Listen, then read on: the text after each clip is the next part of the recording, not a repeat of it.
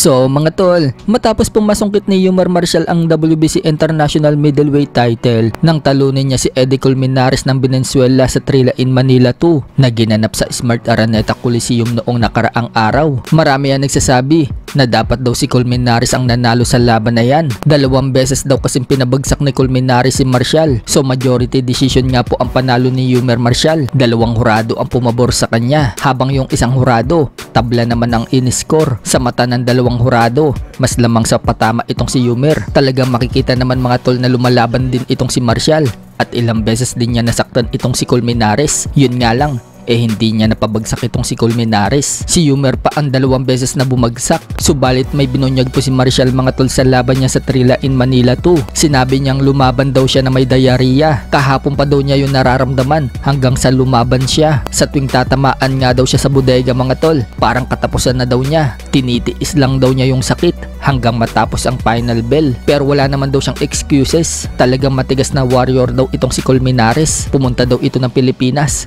para ibalik daw ang spirit ng Trilla in Manila. Sa ganda nga po ng bakbakan mga tol, gusto ni Manny Pacquiao na magkaroon ng rematch itong si Yumar at Colmenares. Speaking of Manny Pacquiao, binunyag ni Pacquiao sa isang speech na totoong may negosyasyon sila sa pagitan ni Floyd Mayweather Jr. para sa kanilang rematch at thrill fight umano yan. Balak daw gawin sa buwan ng April sa Las Vegas. Magandang laban nga daw yan, lalo pat wala na daw siyang shoulder injury. Matatandaan kasi mga tol noong maglaban sila, may iniinda si Manny Pacquiao na shoulder injury. Magiging excited din daw ang boxing world kapag natuloy daw ang rematch nila ni Mayweather. Bukod dyan, sinabi din ni Manny Pacquiao na may negosyasyon din sila ni Lomachenko sa isang exhibition fight. Exhibition lang daw yan, pero pagdating daw kay Mayweather, real fight daw yon. Subalit matapos pong sabihin ni Manny Pacquiao ang tungkol kay Lomachenko, may sagot naman po si Lomachenko. Sa balita mula sa Escuerdazo, tinanong si Lomachenko kung lalabanan daw ba nito si Manny Pacquiao. Sagot ni Lomachenko mga tol, tapos na daw siya sa pagbaboxing at hindi daw siya lalaban.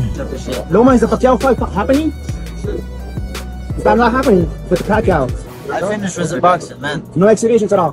Mike. Thank you very much. So abangan na lang po natin kung mangyayari nga ba ang Pacquiao versus Lomachenko. Malay natin, talagang nakikipag-usap itong si Manny Pacquiao dito kay Lomachenko. Sa ibang banda naman mga tol, matapos pong madepensahan ni Melvin Jerusalem ang kanyang WBC Minimum World Title dito kay si Yakul Wakusi ng South Africa, nagsalita na po ang team si Yakul Wakusi sa pagkatalo nila. Sa post, sinabi na hindi daw madaling tanggapin na champion pa rin daw itong si Jerusalem, bagamat hindi daw naiuwi ni Kusi ang titulo. Maganda naman daw ang pinakita ni Kusi at good fighter daw ito. Ganun pa man, magbabalik daw itong si Kusi. Tiyak na marami daw itong lesson na natutunan sa paglaban sa abroad.